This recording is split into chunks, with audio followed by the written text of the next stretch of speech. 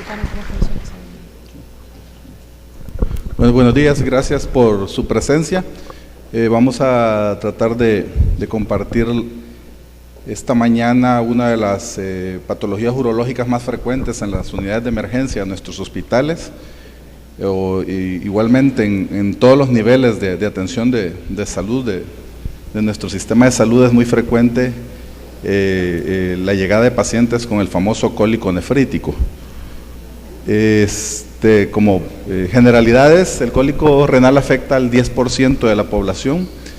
En el 2005 en Estados Unidos representó 5.2 billones de costos en atención médica por cólico nefrítico secundario a litiasis en la población económicamente activa. Y de estos 3.1 millones de días laborales perdidos por esta dolencia.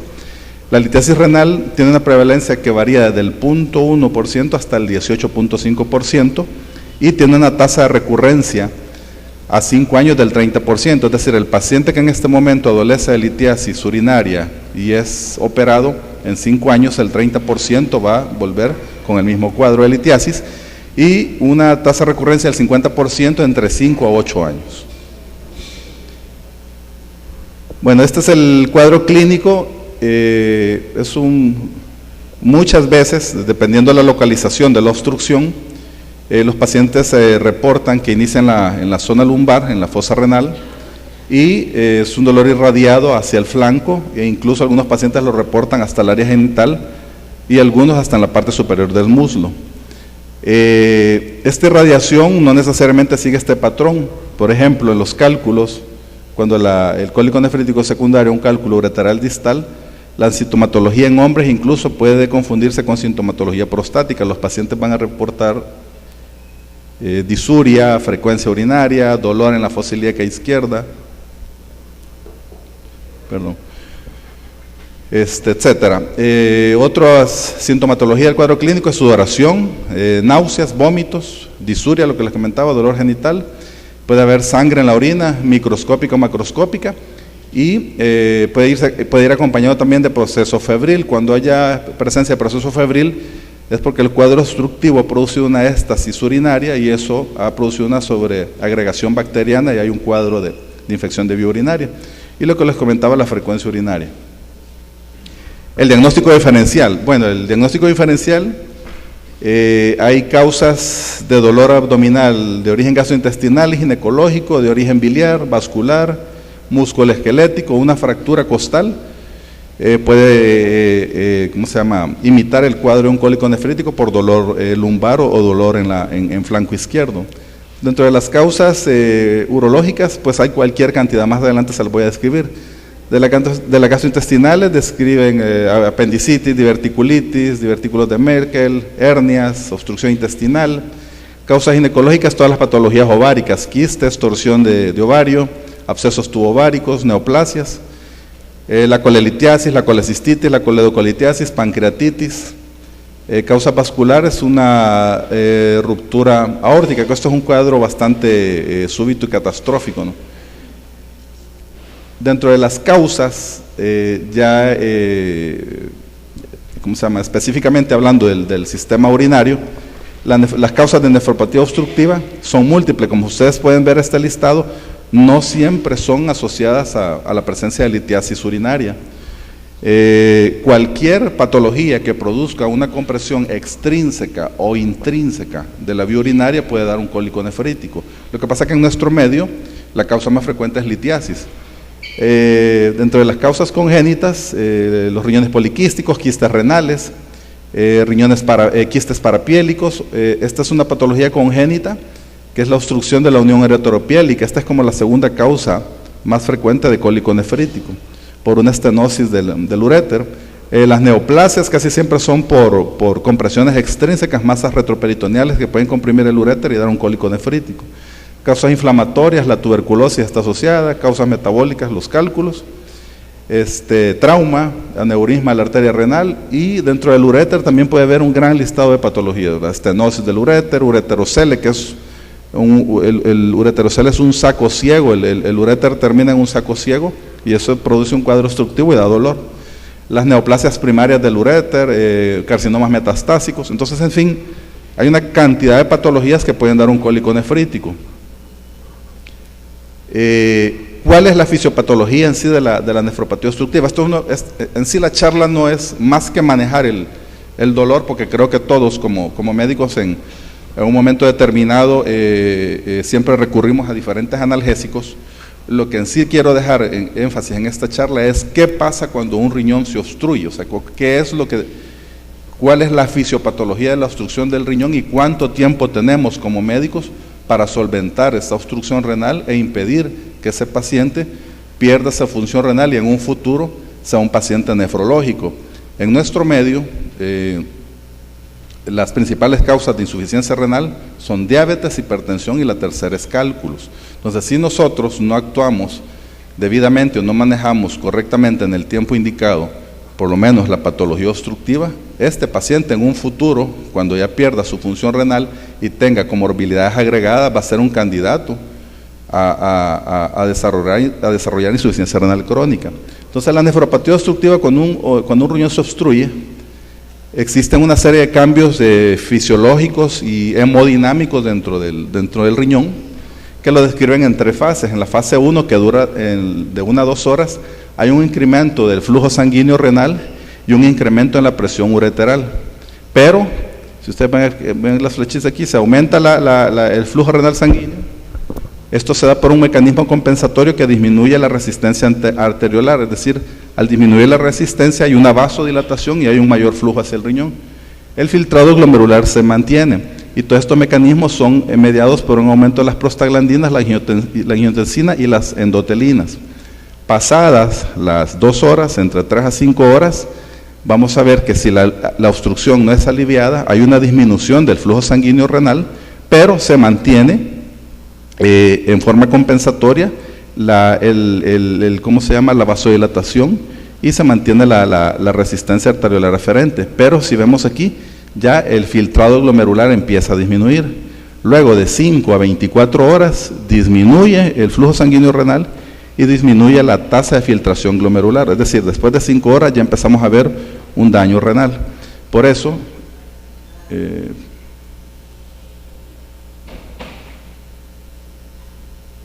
ahí estamos.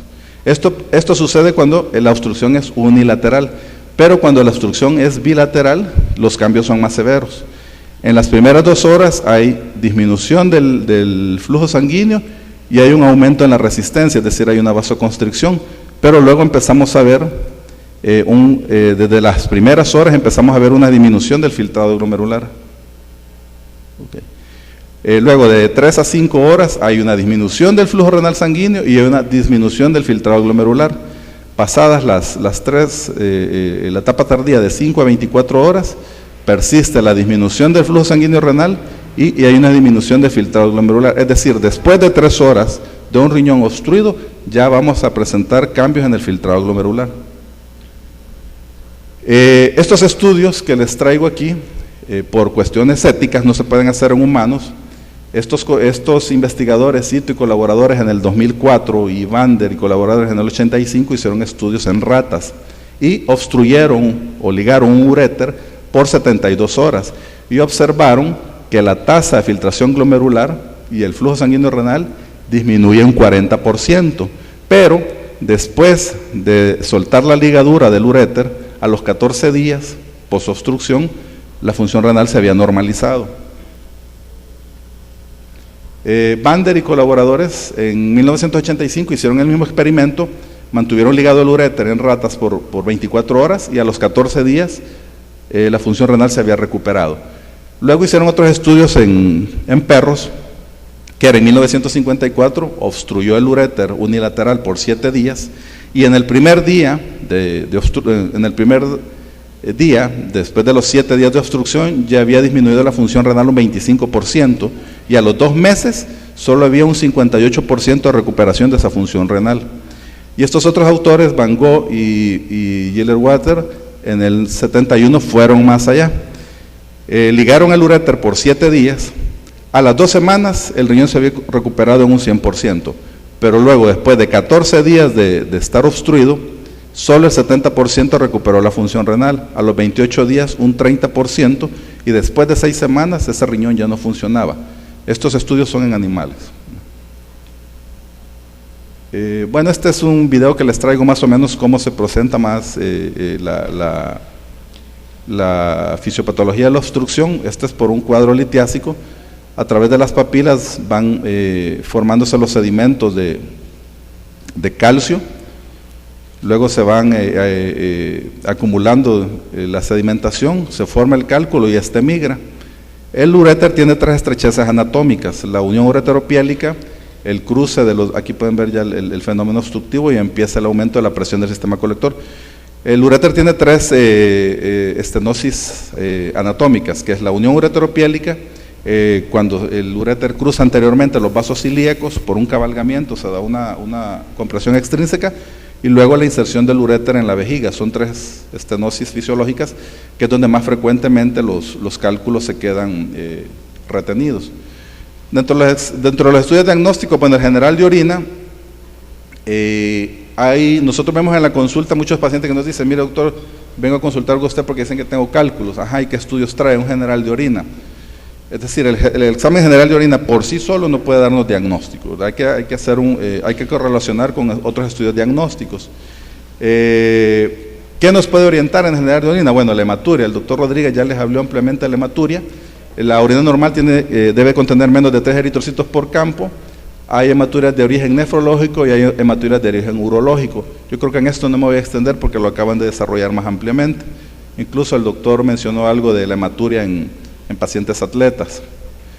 La esterasa leucocitaria y los nitritos, esto más o menos lo que hacen es orientarnos a la presencia de infección. La presencia de nitritos en orina es sinónimo de infección, y la esterasa leucocitaria es producida por neutrófilos. La presencia de nitritos en orina es indicativo de bacterias, ¿verdad? Entonces los nitritos tienen una especificidad para bacteriuria del 90% y una sensibilidad que va del 35 al 85%. Bueno, el sedimento urinario, hay algunos cristales que sí pueden orientarnos a la presencia de cálculos. Cuando tenemos orina ácida, encontramos cristales de oxalato de calcio, ácido úrico y cistina. Y cuando tenemos una orina básica podemos encontrar cristales de fosfato de calcio y estruvita. Todas estas sales son las precursoras de la formación de cálculos por sedimentación. Y cuando encontramos 5 bacterias por campo, esto equivale a 100.000 unidades formadoras de colonias por ml. Bueno, estudios radiológicos en los que nos podemos detener. Quiero aclarar dos conceptos: qué es sensibilidad y qué es especificidad. La sensibilidad es la probabilidad que tiene un estudio de detectar la enfermedad correctamente. Es decir, si tengo 100 pacientes y yo hago un estudio, ¿cuánto es la capacidad de este estudio de hacerme el diagnóstico en pacientes enfermos? A eso se refiere la sensibilidad. Y la especificidad es la capacidad de dar como casos negativos los casos realmente sanos. Es decir, en pacientes, ¿cuál es la capacidad del estudio de decirme: en estos pacientes no tiene la enfermedad? Entonces el primero me da la capacidad de definir sí tiene la enfermedad, y la especificidad de descartar la enfermedad. ¿Sí quedó claro eso? Esto es necesario que lo entendamos porque ahorita les voy a describir estudio por estudio. La radiografía simple de abdomen en los diferentes niveles, casi siempre es un estudio diagnóstico que tenemos a la mano, es un estudio barato, pero si usted tiene en el centro donde trabaja la factibilidad de poder tener una ultrasonografía, o de tener un pielograma endovenoso, o de tener una tomografía, pues este estudio pierde valor. O sea, si usted tiene un estudio que es más sensible, ¿para qué va a hacer un estudio que es menos sensible? Entonces eso sería más un gasto de recursos. Lo otro es un estudio limitado por la presencia de heces, de gases o por estructuras óseas. A veces hay cálculos que están en la sombra renal y se interponen con la costilla, entonces usted no va a ver el cálculo. Y si se fijan en lo que hablamos, en los conceptos que les mencioné, la sensibilidad solo es del 44%, es decir, de 100 enfermos, solo me va a decir 44 están enfermos. Y tiene una especificidad del 77%, y es útil solamente en cálculos radiopacos. Radiopacos son aquí es al contrario para que les quede como recurso mnemotécnico: los opacos son los que se miran y los radiolúcidos son los que no se miran. Entonces solo me va a ver los cálculos radiopacos, que son los de oxalato de calcio. Los cálculos de ácido úrico, de cistina, son radiolúcidos, esos no se ven en una simple de abdomen. Y pues es un estudio que me puede servir para el seguimiento de pacientes. Esto lo hacemos más cuando operamos pacientes con grandes masas litiásicas que son evidentes en la radiografía, y luego pues para no gastar muchos recursos uno le toma una placa simple de abdomen para ver si después de la cirugía no quedó algún cálculo residual. Pero como pueden ver solo tiene una sensibilidad del 44%, es bien baja. La ultrasonografía, bueno, ustedes pueden ver aquí la silueta del parénquima renal y aquí hay una dilatación del sistema colector y del uréter proximal. Es un método universal, es un método no invasivo y de bajo costo. Pero aún así en cálculos ureterales solo tiene una sensibilidad del 45%, es decir, de 100 pacientes que tengan litiasis ureteral, solo en 45 me los va a diagnosticar. Y tiene una especificidad del 94% para cálculos ureterales. En los cálculos renales, pues la sensibilidad anda por lo mismo, 44%. En nuestra consulta es bien frecuente la referencia de pacientes que llegan, mire doctor, fíjese que dicen que tengo cálculos, a ver, deme el estudio, una ultra. A nosotros la ultrasonografía para decidir un manejo no nos sirve. Es decir, no vamos, primero porque la sensibilidad es bien baja y segundo, porque no se puede planificar un tratamiento quirúrgico con una ultrasonografía. Entonces, esto más la ultrasonografía en urología no es como nuestro primer estudio diagnóstico de SCOGE para el diagnóstico de cálculos. Bueno, la obesidad, los pacientes obesos, los radiólogos tienen dificultad para observar la silueta renal. Tiene la limitante también que en litiasis menores de 5 milímetros no se observan. Y muchas veces algunos colegas hacemos como el chiste que es una, ¿cómo se llama? Un estudio de imagenología, es como de imaginarse. Entonces a veces el radiólogo, con el respeto si hay algún radiólogo, se imagina que es un cálculo, escribe en el reporte, observo cálculo, ya cuando le mandamos el estudio radiológico de tomografía no hay cálculo, ¿no? Entonces, ¿cuáles pueden ser las indicaciones del uso de la ultra? En las masas renales, si tiene una mayor sensibilidad, para valorar el tracto urinario dilatado, como les mostré la fotografía anterior. Es importante en el embarazo mascólico nefrítico, la ultrasonografía sí puede ser un estudio de primer escoge. Evaluar la hematuria cuando otros estudios no son posibles, y la evaluación y el monitoreo de la urolitiasis. Como les mencionaba, en algunos centros hospitalarios, si usted tiene la accesibilidad a un TAC para un seguimiento, es mejor la tomografía.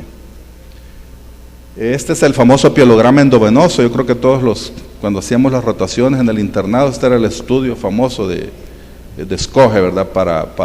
Para diagnosticar el cálculo. Las indicaciones, pues es como un mapeo de la vía urinaria, siempre y cuando tengamos una función renal adecuada. Nos ayuda a identificar el nivel de la obstrucción. Nosotros a la hora de hacer una lectura en pielograma endovenoso, si hay un cálculo obstructivo en lo que es el trayecto de los uréteres, siempre nos tomamos como parámetros las estructuras óseas.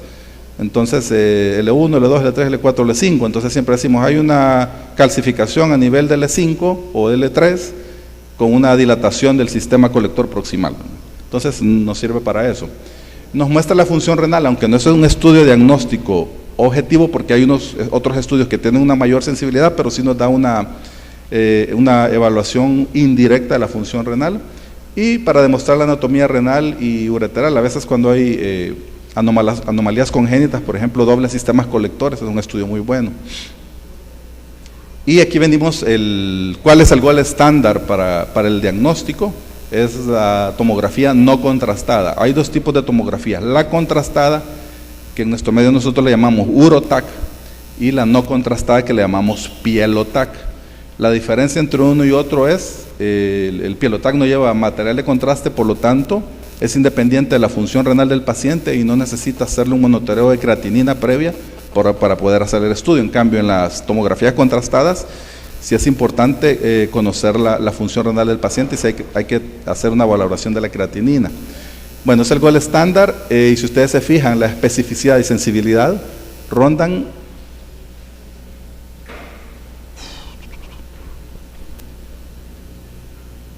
el 96 y 97%, o sea, es un estudio bastante preciso para el diagnóstico. Las tomografías de baja dosis de radiación ofrecen 99% positivo y 90% negativo del valor predictivo de la urolitiasis. Y en este es independiente que sean cálculos radiopacos o radiolúcidos, con la tomografía no contrastada, sí se pueden ver.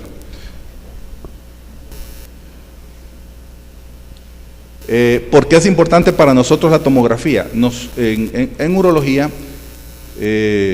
cuando usted toma la decisión, cuando ya hizo el diagnóstico con la tomografía y toma la decisión de operarlo, el estudio diagnóstico de regla que debemos de tener para realizar una intervención quirúrgica es la tomografía. ¿Por qué? Primero, porque nos da la densidad del cálculo. En radiología, los colegas de radiología nos miden la densidad. ¿Por qué es importante la densidad? Porque eso me da un parámetro para saber si el cálculo es duro o es blando. Por ejemplo, las unidades Hounsfield. Si es abajo de 1000 unidades Hounsfield, es un cálculo blando. Si es arriba de 1000 unidades Hounsfield, es un cálculo duro. Entonces nosotros en base a eso planificamos nuestro tratamiento. La estructura interna del paciente, la distancia cálculo-piel, cuánto hay de la piel del paciente al cálculo. Esto más que todo nos sirve cuando el paciente va a ser sometido a litotripsia extracorpórea. Entre más gordo es el paciente, si la distancia de la piel al cálculo es mayor de 10 centímetros, ese paciente no se le va a poder resolver su problema con litotripsia extracorpórea. La litotripsia extracorpórea es una máquina que utiliza diferentes energías. Hay energía electromagnética, electrohidráulica y piezoeléctrica. En el Seguro Social se cuenta con una máquina que tiene energía electromagnética. Entonces lo que hace es generar ondas de choque y se pone se acopla al flanco del paciente la máquina que genera las ondas de choque y transmite unas ondas de choque al cálculo. Lo único que en estas grandes masas litiásicas, este tomograma de un paciente real que vamos a intervenir en el Seguro Social, ustedes pueden ver toda la masa litiásica que tiene. Esto es lo más común que llega, o sea, nosotros damos brincos cuando nos llega un calculito de 1 o 2 centímetros, pero esto es lo más frecuente. Entonces, este paciente no es candidato a litotripsia extracorpórea porque es una masa litiásica gigante. Volviendo al punto si el paciente tiene más de 10 centímetros de la piel al cálculo, ese paciente es candidato a cirugía, no le vamos a resolver el problema por una litotripsia extracorpórea. Entonces, por eso es importante la tomografía, porque nos da esa distancia.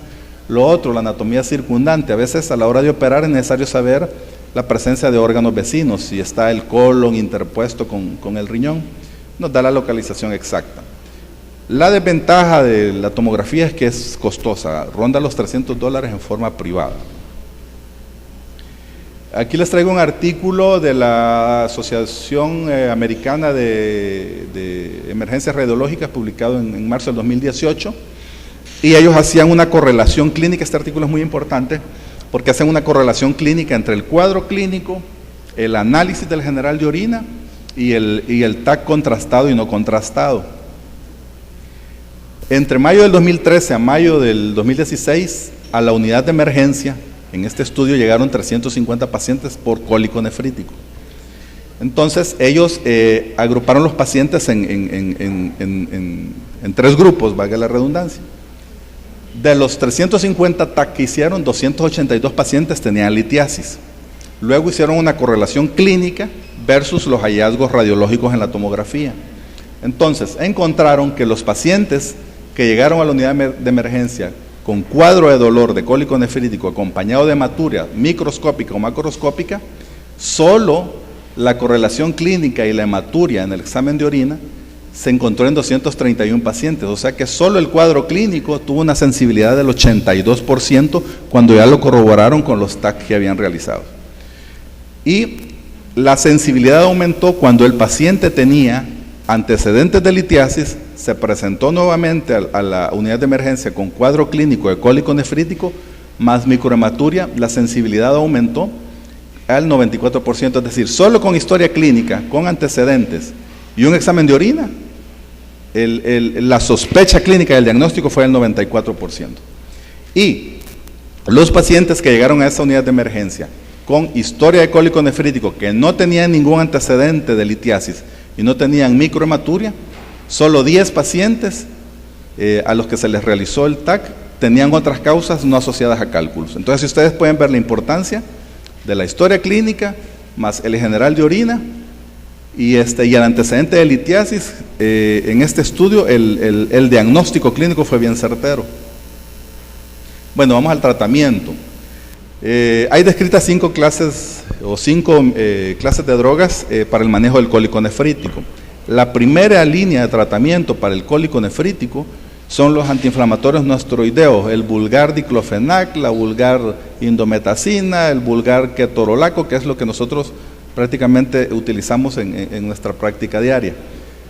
Al contrario de lo que pensábamos, que la famosa buscapina, rilatén, dorixina y todos esos espamolíticos no son primera línea. Los narcóticos opioides son una segunda línea de tratamiento. Ahí va el tramadol, la meperidina. Los bloqueadores de canales de calcio están descritos como la nifedipina, los esteroides. Aquí está el deflazacort o la prednisona. Y los bloqueadores alfa. Los bloqueadores alfa, estos son medicamentos que nosotros usamos también para el tratamiento de la hiperplasia prostática. Ahí está el famoso terazocin, la tansulosina. ¿Cuál es el mecanismo de acción de los antiinflamatorios no esteroideos? Uno de los mecanismos descritos es que bloquea la formación de prostaglandinas. Como vimos en la fisiopatología, lo que sí da, en sí en el cólico nefrítico, lo que da el dolor es la activación de la enzima ciclooxigenasa, que forma a partir del ácido araquidónico prostaglandinas, y las prostaglandinas son los que activan los receptores del dolor. Esa es la causa del dolor en cólico nefrítico. Y lo otro es el aumento de la presión en el sistema colector.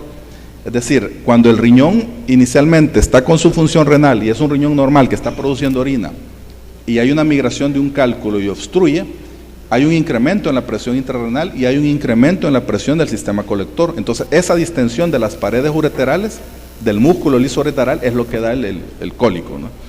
Entonces, se ha visto que con los AINES, además de que inhiben la formación de prostaglandinas, disminuye la presión de los sistemas colectores por una disminución en el flujo renal. Esos son los mecanismos de acción. Por eso es considerado la primera línea de tratamiento médico. Bueno, aquí los niveles de evidencia. 1B recomiendan los antiinflamatorios no esteroideos. Y para cálculos sintomáticos o recurrentes que no ceden al tratamiento médico con AINES, la primera línea de tratamiento es el tratamiento quirúrgico. Bueno, es el tratamiento quirúrgico.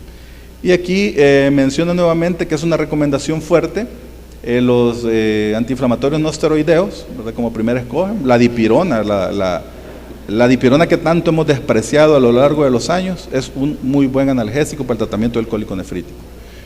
Esto es nuevo para mí, les soy sincero, si hay alguien después me puede, si lo ha leído, o aquí el doctor Ticas, que es nefrólogo y tiene mucha más experiencia que nosotros, como tratamiento de primera línea está contraindicado el uso de analgésicos no esteroideos en pacientes con riesgo cardiovascular. Les soy sincero, no lo he leído y esto es algo nuevo para mí, lo voy a leer más adelante. Una recomendación débil, dice, es el tramadol, la hidromorfina, la pentazocina.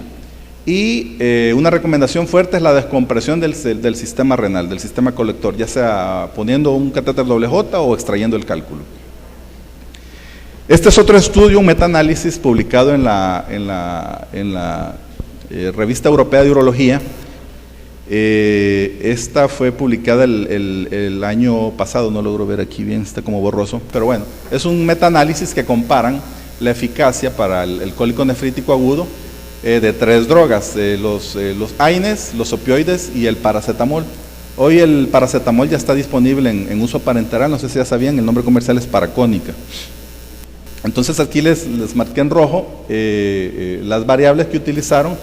La primera variable fue comparar los analgésicos no esteroideos versus los opioides, y compararon los requerimientos de analgesia a la hora de ocupar estos analgésicos.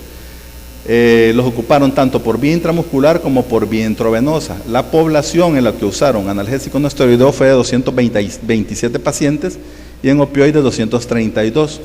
Los requerimientos de analgesia después de la primera dosis a los 30 minutos fue mayor en los pacientes que les aplicaron opioides. Es decir, al contrario de lo que pensamos, que creemos que el tramador o el demerol tiene una potencia analgésica mayor, de toda esta población de pacientes a la media hora fue mayor la cantidad de pacientes en la que tuvieron que dar una dosis de rescate. Y el mismo comportamiento fue para las dosis en que la administración fue intravenosa. De 283 pacientes que les administraron un AINE, solo en 70 fue necesario aplicar una dosis de rescate a los 30 minutos, pero en los que les aplicaron opioides, la cantidad fue mayor, 87 pacientes. Esta es otra variable en cuanto a los efectos adversos y compararon los pacientes que presentaron vómito. Esta fue la variable a estudiar. Siempre los mismos grupos, no esteroideos versus opioides. Y si se fijan, la diferencia todavía es más marcada. De la población de no esteroideos, que eran 288 y 243 de opioides, en 63 pacientes presentaron vómitos. 20 pacientes de los no esteroideos, solo 20 pacientes presentaron vómito. Y el mismo comportamiento fue por la administración intravenosa. Y aquí hacen una comparación de los AINES versus el paracetamol. Y aquí estudiaron 3 variables. La primera fue la necesidad de dosis de rescate. Fue mayor con el paracetamol. Ustedes ven aquí, 117 pacientes, dosis de rescate a los 30 minutos. En cuanto a los efectos adversos, pues prácticamente que no hubo diferencias. Ellos los llamaban efectos adversos a los síntomas gastrointestinales, ¿cómo se llama? Sangrado de tubo digestivo, anafilaxia y trastornos de la función renal. Entonces no hubo ninguna diferencia. Pero en los efectos adversos en cuanto al vómito, pues la diferencia fue muy leve. 6 pacientes con los que usaron paracetamol y solo 3 pacientes en los que usaron AINES. Entonces, resumiendo, siempre, y por eso es una recomendación fuerte y un tratamiento de primera línea, los analgésicos no esteroideos son la primera línea de tratamiento para el manejo del cólico nefrítico. Ahora, yo recuerdo que cuando yo era interno en el Hospital Rosales y estaba en no sé cuántos de aquí son del Hospital Rosales, había un famoso libro que le llamaban El Internito, no sé si los que están recién graduados, no sé si ese libro existe, era un paquín que andábamos en la bolsa de la gabacha, y en las guías de manejo del internito, que era una cosa que se heredaba de promoción en promoción y no sé quién se la inventó, decía que todo el cólico nefrítico había que hidratarlo. No sé si les transmitieron eso, pues es un concepto erróneo, no hay reportes en la literatura que lo soporten, y al contrario, es una medida contraproducente. La deshidratación del paciente puede ser por el vómito o porque no ha comido por el dolor, entonces sí, hay que hidratarlo, hay que reponerle las pérdidas. Pero no hay ningún escrito, no hay ningún reporte descrito que soporte, que es parte del manejo inicial de primera línea, sobre hidratar al paciente para que se le alivie el dolor. Como vimos en la fisiopatología, lo que vamos a lograr al sobrehidratar a un paciente con cólico nefrítico es aumentar la presión intrarrenal y en casos extremos puede haber una ruptura del sistema colector. Cuando hay una ruptura del sistema colector, eso se convierte también en una emergencia urológica quirúrgica. Ese paciente tiene que ser pasado a sala y por lo menos hay que ir a derivar la vía urinaria para detener esa fuga por una ruptura del sistema colector. Entonces ese mensaje, quiero que se lleven 3 mensajes. La primera línea de tratamiento, ¿por qué hay que hacer diagnóstico? Porque ya vimos la vida media de la función del filtrado glomerular, después de cuánto tiempo se pierde la función renal y por qué no hay sobrehidratar. Eso es como les hacía el chiste del famoso ese paquín que usamos, el internito, y ahí estaba escrito hidratación, decía, y corríamos a dejarle el chorro de Harman. Eso es contraproducente. Aquí les traigo unos videos animados de más o menos cuáles son los tratamientos actuales. Este ya es un tratamiento más de especialidad. Actualmente la cirugía abierta en litiasis prácticamente que está proscrita. Ya la cirugía abierta para el manejo de litiasis o de cólico nefrítico por litiasis, eso ya es parte de la historia de la medicina. Los congresos recientes, la literatura reciente no mencionan la cirugía abierta. Entonces ahí lo que hacemos es un acceso renal percutáneo dirigido por fluoroscopía. Tenemos una fuente de energía con la que fragmentamos los cálculos, puede ser energía láser o energía balística, que es lo más frecuentemente utilizado. Y luego, después de fragmentar el cálculo, con una canasta extraemos los fragmentos. Ese es uno de los medios. Eso es cuando accesamos por el riñón. Ahora aquí vamos a accesar por la vejiga. Tenemos instrumental rígido, como este que les estoy poniendo a continuación. La desventaja del instrumental rígido es que no podemos accesar hasta el riñón, solo accesamos hasta el uréter, ubicamos el sitio donde está la obstrucción, ubicamos la piedra e igualmente la fragmentamos.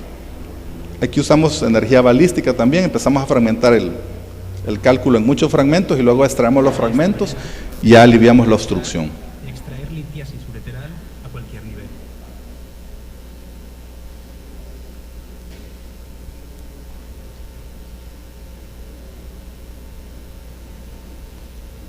Y este es otro video en el que usamos un lente flexible. Pueden ver esa manguerita que estaban introduciendo, un lente flexible. La ventaja de los lentes flexibles es que con estos, a través de la vejiga, sí podemos accesar hasta el sistema colector renal. Entonces, eso es un lente, llegamos, esos son algunos aditamentos que utilizamos para que el cálculo no se nos vaya de regreso para el riñón. Y siempre el principio de fragmentarlo y luego extraer todos los fragmentos. Entonces, actualmente, si hay disposición de todos estos recursos, prácticamente no hay necesidad de abrir un paciente. Todo se hace por un orificio natural. Y aquí podemos ver los cálculos caliciales en los diferentes cálices renales. Y lo mismo, accesamos al sistema colector con un lente flexible y fragmentamos el cálculo en múltiples pedazos y luego los extraemos.